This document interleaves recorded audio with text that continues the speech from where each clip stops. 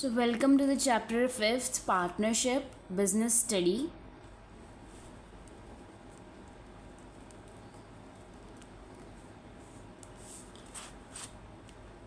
ਆਪਾਂ chapter start ਕੀਤਾ ਸੀ partnership ਦਾ meaning ਕੀ ਹੈ when two or more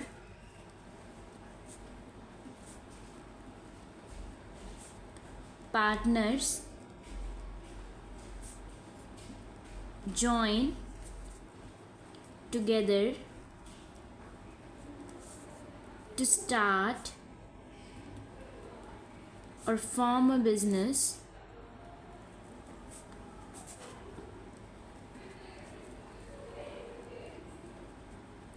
is known as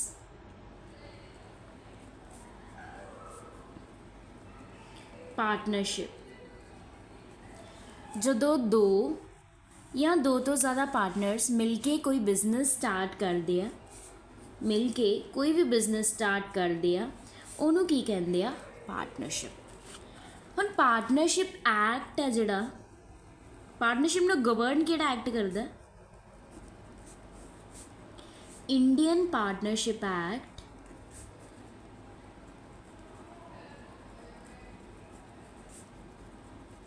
1932। Indian partnership act 1932 act ਹੈ, ਇਹ ਗਵਰਨ ਕਰਦਾ ਪਾਰਟਨਰਸ਼ਿਪ ਨੂੰ। ਜੋ ਵੀ ਰੂਲਸ ਐਂਡ ਰੈਗੂਲੇਸ਼ਨਸ ਆ, ਜੋ ਵੀ ਕੰਡੀਸ਼ਨਸ ਆ ਰਿਲੇਟਡ ਟੂ ਪਾਰਟਨਰਸ਼ਿਪ ਕਿਹੜੇ ਐਕਟ ਦੇ ਅੰਦਰ ਦਿੱਤੀਆਂ ਗਈਆਂ? Indian partnership act 1932। ਸੋ ਪਾਰਟਨਰਸ਼ਿਪ ਹੈ ਜਦੋਂ ਦੋ ਜਾਂ ਦੋ ਤੋਂ ਜ਼ਿਆਦਾ ਪਾਰਟਨਰਸ ਮਿਲ ਕੇ ਬਿਜ਼ਨਸ ਸਟਾਰਟ ਕਰਦੇ ਆ ਤਾਂ ਉਸ ਤੋਂ ਪਹਿਲਾਂ ਇਹਨਾਂ ਨੂੰ ਕੋਈ ਐਗਰੀਮੈਂਟ ਕਰਨਾ ਪੈਂਦਾ, ਚਾਹੇ ਉਹ ਐਗਰੀਮੈਂਟ ਓਰਲ ਹੋਵੇ, ਚਾਹੇ ਉਹ ਐਗਰੀਮੈਂਟ ਰਿਟਨ ਹੋਵੇ। ਇੱਕ ਓਰਲ ਐਗਰੀਮੈਂਟ ਹੋ ਸਕਦਾ, ਇੱਕ ਐਗਰੀਮੈਂਟ ਰਿਟਨ ਹੋ ਸਕਦਾ। ਅਗਰ ਤਾਂ ਓਰਲ ਐਗਰੀਮੈਂਟ ਹੋ ਰਿਹਾ ਤਾਂ ਇਹਦੇ ਚਾਂਸਿਸ ਹੈ ਕਿ ਡਿਸਪਿਊਟਸ ਹੋ ਸਕਦੇ ਆ, ਫਾਈਟ ਹੋ ਸਕਦੀ, ਲੜਾਈ ਝਗੜੇ ਹੋ ਸਕਦੇ ਆ due to oral agreement. But ਇਹੀ ਜੇ ਅਗਰ ਰਿਟਨ ਐਗਰੀਮੈਂਟ ਹੋ ਰਿਹਾ ਬਿਟਵੀਨ ਦ ਪਾਰਟਨਰਸ ਤਾਂ ਡਿਸਪਿਊਟਸ ਅਵੋਇਡ ਕਰ ਸਕਦੇ ਆ, ਫਾਈਟਸ ਅਵੋਇਡ ਹੋ ਸਕਦੀਆਂ। ਰੀਜ਼ਨ ਕੀ ਹੈ ਡਿਸਪਿਊਟ ਰਾਈਜ਼ ਹੋਣ ਦਾ? ਫੋਰ ਐਗਜ਼ਾਮਪਲ ਕੋਈ ਦੋ ਪਾਰਟਨਰਸ ਹੈ, ਡਿਊ ਟੂ ਪ੍ਰੋਫਿਟ ਸ਼ੇਅਰਿੰਗ ਕਰਕੇ ਉਹਨਾਂ ਨੂੰ ਕੋਈ ਡਿਸਪਿਊਟ ਰਾਈਜ਼ ਹੋ ਜਾਏ, ਜਾਂ ਹੋਰ ਵੀ ਬਹੁਤ ਸਾਰੇ ਰੀਜ਼ਨ ਹੈ ਜਿਹਦੇ ਕਰਕੇ ਡਿਸਪਿਊਟ ਲੜਾਈ ਝਗੜੇ ਹੋ ਸਕਦੇ। ਸੋ ਬੈਟਰ ਹੈ ਕਿ ਤੁਸੀਂ ਓਰਲ ਨਾਲੋਂ ਰਿਟਨ ਐਗਰੀਮੈਂਟ ਕੀ ਹੈ ਕਰਨਾ ਪਾਰਟਨਰਸ਼ਿਪ ਦੇ ਅੰਦਰ। ਇਹ ਰਿਟਨ ਜਿਹੜਾ ਐਗਰੀਮੈਂਟ ਆ ਇਹਦਾ ਨਾਮ ਕੀ ਹੈ? Partnership deed. Partnership deed. ਇਹ ਐਗਰੀਮੈਂਟ ਨੂੰ ਕਹਿੰਦੇ ਕੀ ਹੈ? Partnership deed. ਓਕੇ, ਹੁਣ ਇਹ ਪਾਰਟਨਰਸ਼ਿਪ ਡੀਡ ਦੇ ਵਿੱਚ ਕੀ ਆ? ਇਹਦੇ ਕੰਟੈਂਟਸ ਹੁੰਦੇ, ਇੱਕ ਤਰ੍ਹਾਂ ਦਾ ਡਾਕੂਮੈਂਟ ਹੀ ਹੈ, ਇੱਕ ਤਰ੍ਹਾਂ ਦਾ ਐਗਰੀਮੈਂਟ ਹੈ, ਇੱਕ ਤਰ੍ਹਾਂ ਦਾ ਕੰਟਰੈਕਟ ਹੈ। ਇਹਦੇ 'ਚ ਕੀ ਲਿਖਿਆ ਜਾਂਦਾ? ਸਭ ਤੋਂ ਪਹਿਲਾਂ name of the organisation the name ਕੀ ਹੈ?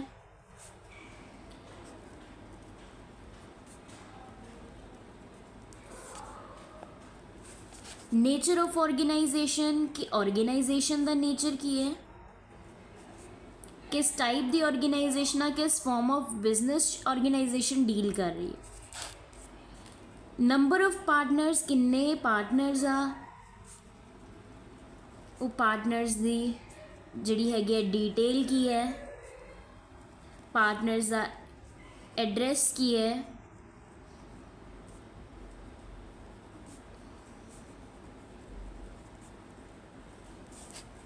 पार्टनर्स की डेजिग्नेशन की है,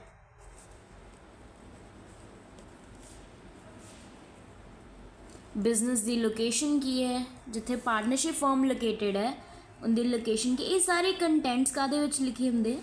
पार्टनरशिप डीड दे अंदर लिखे। उन्होंने प्रॉफिट शेयरिंग रेशो की है, किहड़ी रेशो चो अपना प्रॉफिट या लॉसिस शेयर करते पे। इंटरस्ट ऑन कैपिटल की है। ये सारे कंटेंट्स कादे विच मैंशन होंदे है? पार्टनरशिप डीड दे अंदर मैंशन होंदे। ये डीड मतलब एक एग्रीमेंट है, एक कंट्रैक्ट, एक डॉक्यूमेंट है जिहदे विच ये सारियां चीज़ां मैंशन कीतियां जांदियां related to partnership, related to firm, related to partners. Clear? After that आपां कीते सी अज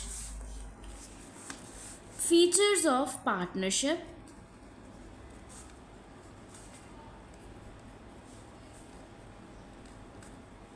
फीचर्स ऑफ पार्टनरशिप। सब तो पहला फीचर की है नंबर ऑफ पार्टनर्स। अपने पार्टनरशिप फर्म ਦੇ ਵਿੱਚ ਆਪਾਂ ਨੂੰ ਐਗਜ਼ੈਕਟ ਨੰਬਰ ਆਫ ਪਾਰਟਨਰਸ ਕਿੰਨੇ ਚਾਹੀਦੇ। ਤਾਂ ਪਾਰਟਨਰਸ਼ਿਪ ਬਣਾਉਣ ਦੇ ਲਈ ਆਪਣੇ ਕੋਲ ਮਿਨੀਮਮ ਨੰਬਰ ਆਫ ਮੈਂਬਰਸ ਕਿੰਨੇ ਹੋਣੇ ਚਾਹੀਦੇ ਆ, 2 ਹੋਣੇ ਚਾਹੀਦੇ ਆ। 2 ਪਾਰਟਨਰਸ, 2 ਆ ਜਾਂ 2 ਤੋਂ ਜ਼ਿਆਦਾ ਪਾਰਟਨਰਸ ਆ, ਉਹ ਕੀ ਹੈ ਪਾਰਟਨਰਸ਼ਿਪ ਬਿਜ਼ਨਸ ਫਾਰਮ ਕਰ ਲੈਣਗੇ। Second one is agreement.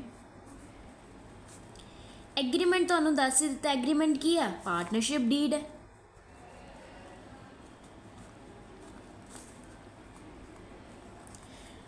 ਜਿਹੜੇ ਵੀ ਪਾਰਟਨਰਸ ਨੇ ਪਾਰਟਨਰਸ਼ਿਪ ਫਰਮ ਸਟਾਰਟ ਕੀਤੀ ਆ ਉਹ ਜਾਂ ਤਾਂ ਓਰਲ ਐਗਰੀਮੈਂਟ ਕਰਨਗੇ ਜਾਂ ਫਿਰ ਰਿਟਨ ਐਗਰੀਮੈਂਟ ਕਰਨਗੇ, ਡਿਪੈਂਡ ਕਰਦਾ ਉਹਨਾਂ ਦੀ ਆਪਣੀ ਕੰਸਲਟੇਸ਼ਨ ਦੇ ਅਕੋਰਡਿੰਗ। ਅਗਰ ਉਹ ਰਿਟਨ ਐਗਰੀਮੈਂਟ ਕਰਦੇ ਤਾਂ ਡਿਸਪਿਊਟਸ ਘੱਟ ਹੋਣਗੇ। ਤਾਂ ਪਾਰਟਨਰਸ਼ਿਪ ਦੇ ਵਿੱਚ ਐਗਰੀਮੈਂਟ ਹੁੰਦਾ ਕਿ ਅਸੀਂ ਪ੍ਰੋਫਿਟ ਐਂਡ ਲਾਸਿਸ ਕਿੰਨਾ ਸ਼ੇਅਰ ਕਰਨਾ, ਜਾਂ ਹੋਰ ਵੀ ਟਰਮਸ ਐਂਡ ਕੰਡੀਸ਼ਨ ਜੋ ਵੀ ਐਗਰੀਮੈਂਟ ਦੇ ਵਿੱਚ ਮੈਂਸ਼ਨ ਕੀਤੀਆਂ ਜਾਂਦੀਆਂ।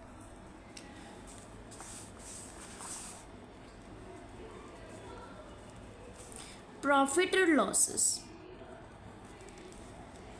ਜੇ ਬਿਜ਼ਨਸ ਨੂੰ ਪ੍ਰੋਫਿਟ ਹੋਇਆ ਤਾਂ ਉਹ ਵੀ ਪਾਰਟਨਰਸ਼ਿਪ ਫਰਮ ਦੇ ਵਿੱਚ ਪਾਰਟਨਰਸ ਦੇ ਵਿੱਚ ਡਿਸਟਰੀਬਿਊਟ ਕੀਤਾ ਜਾਏਗਾ, ਜਾਂ ਤਾਂ ਇਕੁਅਲੀ ਡਿਸਟਰੀਬਿਊਟ ਕੀਤਾ ਜਾਏ, ਜਾਂ ਫਿਰ ਜਿਹੜੀ ਐਗਰੀਮੈਂਟ ਦੇ ਵਿੱਚ ਉਹਨਾਂ ਨੇ ਰੇਸ਼ੋ ਡਿਸਾਈਡ ਕੀਤੀ ਸੀ ਕਿ ਮੈਨੂੰ ਇੰਨਾ ਹਿੱਸਾ ਆਉਣਾ ਚਾਹੀਦਾ ਪ੍ਰੋਫਿਟ ਦਾ, ਇੰਨਾ ਲਾਸ ਦਾ ਇੰਨਾ ਕੀ ਹੈ ਦੂਸਰੇ ਪਾਰਟਨਰ ਨੂੰ ਹਿੱਸਾ ਆਉਣਾ ਚਾਹੀਦਾ, ਇਹਨਾਂ ਤੀਸਰੇ ਪਾਰਟਨਰ ਨੂੰ ਹਿੱਸਾ ਆਉਣਾ ਚਾਹੀਦਾ। ਤਾਂ ਜਾਂ ਤਾਂ ਉਹ ਇਕੁਅਲੀ ਡਿਸਟਰੀਬਿਊਟ ਕਰ ਲੈਣਗੇ ਜਾਂ ਫਿਰ ਕੀ ਰੇਸ਼ੋ ਉਹ ਪਹਿਲਾਂ ਹੀ ਡਿਸਾਈਡ ਕਰ ਲੈਂਦੇ ਆ ਇਨ ਦ ਐਗਰੀਮੈਂਟ ਕਿ ਅਸੀਂ ਕਿਵੇਂ ਪ੍ਰੋਫਿਟ ਜਾਂ ਲਾਸਿਸ ਨੂੰ ਡਿਸਟਰੀਬਿਊਟ ਕਰਨਾ। ਓਕੇ, ਇੱਕ ਪੁਆਇੰਟ ਹੈ decision making. Decision making, decision ਦਾ ਮਤਲਬ ਫੈਸਲਾ ਲੈਣਾ। ਹੁਣ ਇੱਕ ਤਾਂ ਹੈ ਸੋਲ ਪ੍ਰੋਪਰਾਈਟਰਸ਼ਿਪ, ਇੱਕ ਹੈ ਪਾਰਟਨਰਸ਼ਿਪ। ਸੋਲ ਪ੍ਰੋਪਰਾਈਟਰਸ਼ਿਪ ਦੇ ਵਿੱਚ ਕੀ ਹੈ, ਸਿੰਗਲ ਓਨਰ ਹੁੰਦਾ। ਸੋਲ ਪ੍ਰੋਪਰਾਈਟਰਸ਼ਿਪ ਦੇ ਵਿੱਚ ਕਿੰਨਾ ਸਿੰਗਲ ਓਨਰ ਹੁੰਦਾ। ਹੁਣ ਸਿੰਗਲ ਓਨਰ ਨੂੰ ਜ਼ਿਆਦਾ ਸੋਚਣ ਦੀ ਲੋੜ ਹੀ ਨਹੀਂ ਹੈ। ਸਿੰਗਲ ਓਨਰ ਨੂੰ ਜੋ ਸਹੀ ਲੱਗਦਾ ਉਹ ਆਪਣੇ ਅਕੋਰਡਿੰਗ ਕਰੂਗਾ। ਤਾਂ ਇਹਦੇ 'ਚ ਡਿਲੇ ਹੋਣ ਦੇ ਚਾਂਸਿਸ ਕੀ ਹੈ, ਘੱਟ ਹੈ। ਬਟ ਅਗਰ ਪਾਰਟਨਰਸ਼ਿਪ ਹੈ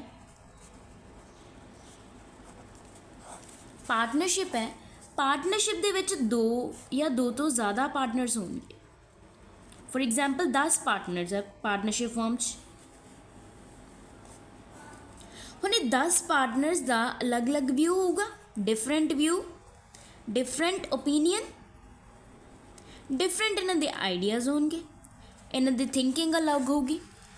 ਤਾਂ ਕੀ ਸੋਲ ਪ੍ਰੋਪਰਾਈਟਰਸ਼ਿਪ ਨਾਲੋਂ ਜ਼ਿਆਦਾ ਟਾਈਮ ਕਾਹਦੇ 'ਚ ਲੱਗੂਗਾ, ਪਾਰਟਨਰਸ਼ਿਪ 'ਚ, ਕਿਉਂਕਿ 10 ਪਾਰਟਨਰਸ ਦਾ ਜਿਹੜਾ ਵਿਊ ਹੈ ਉਹ ਅਲੱਗ-ਅਲੱਗ ਹੈ।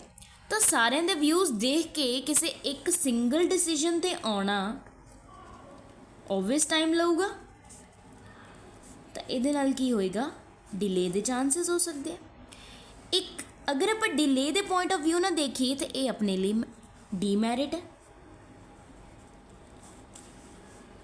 ਅਗਰ ਮੈਂ ਦੂਸਰੇ ਪੁਆਇੰਟ ਆਫ ਵਿਊ ਨਾਲ ਦੇਖਦੀ ਹਾਂ ਤਾਂ ਇਹ 10 ਪਾਰਟਨਰਸ ਹੈ, ਹਰ ਇੱਕ ਪਾਰਟਨਰ ਕੋਲ ਅਲੱਗ ਵਿਊਜ਼ ਹੈ, ਅਲੱਗ ਓਪੀਨੀਅਨ, ਅਲੱਗ ਆਈਡੀਆਜ਼।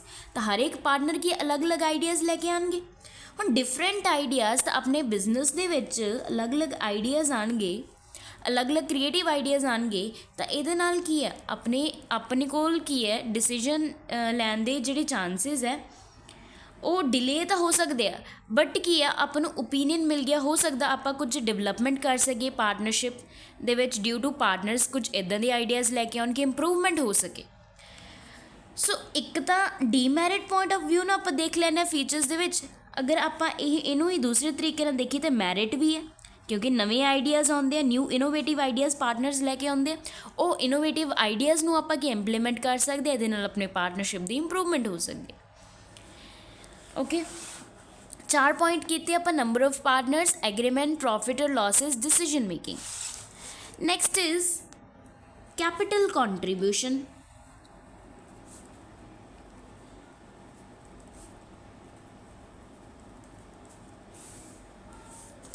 Capital contribution.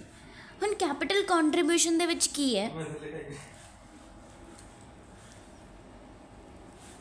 ਹਰ ਇੱਕ ਪਾਰਟਨਰਸ ਜਿਹੜੇ ਹੈ ਅਲੱਗ-ਅਲੱਗ ਕੈਪੀਟਲ ਲੈ ਕੇ ਆਉਣਗੇ, ਆਪਣੇ ਆਪਣੇ ਅਕੋਰਡਿੰਗ ਕੈਪੀਟਲ ਕੀ ਹੈ ਕੰਟਰੀਬਿਊਟ ਕਰਨਗੇ ਬਿਜ਼ਨਸ 'ਚ। ਕਿੱਥੇ ਇੱਕ ਸਿੰਗਲ ਓਨਰ ਹੈ ਉਹਨੂੰ ਸਾਰੀ ਕੈਪੀਟਲ ਇਨਵੈਸਟ ਕਰਨੀ ਪੈਣੀ। ਫੋਰ ਐਗਜ਼ਾਮਪਲ ਇੱਕ ਸਿੰਗਲ ਓਨਰ ਹੈ, ਮੇਰੇ ਬਿਜ਼ਨਸ ਨੂੰ 10 ਲੱਖ ਦੀ ਲੋੜ ਹੈ, ਤਾਂ 10 ਲੱਖ ਸਿਰਫ ਇੱਕ ਸਿੰਗਲ ਓਨਰ ਲੈ ਕੇ ਆਊਗਾ।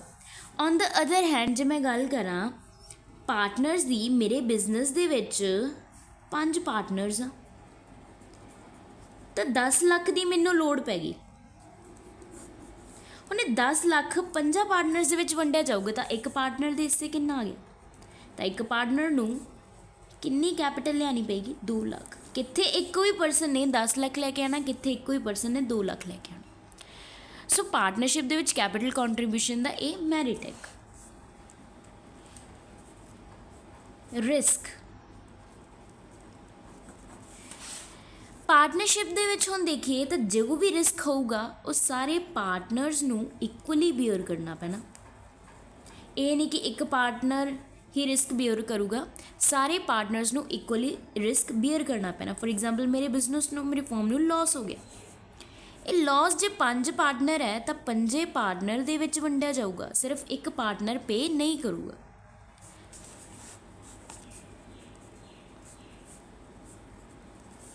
ਜੇ ਇੱਕ ਪਾਰਟਨਰ ਪੇ ਕਰਦਾ ਤਾਂ ਇਹ ਡੀਮੈਰਿਟ ਹੋ ਗਿਆ, ਰਾਈਟ। ਇਹ ਕਾਹਦੇ 'ਚ ਹੋ ਸਕਦਾ, ਸੋਲ ਪ੍ਰੋਪਰਾਈਟਰਸ਼ਿਪ 'ਚ ਹੋ ਸਕਦਾ, ਬਟ ਪਾਰਟਨਰਸ਼ਿਪ ਦੇ ਵਿੱਚ ਜੋ ਵੀ ਰਿਸਕ ਹੈ ਸਾਰੇ ਪਾਰਟਨਰਸ ਨੂੰ ਇਕੁਅਲੀ ਫੇਸ ਕਰਨਾ ਪਊਗਾ।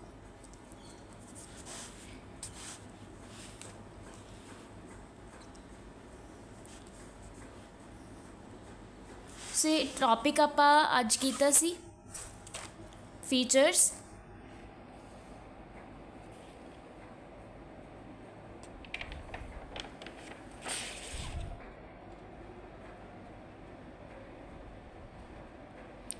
ਕੱਲ੍ਹ ਇੱਥੋਂ ਹੀ ਆਪਾਂ ਮੈਰਿਟ ਸਟਾਰਟ ਕਰਾਂਗੇ, ਪਾਰਟਨਰਸ਼ਿਪ ਦੇ merits and types of partners.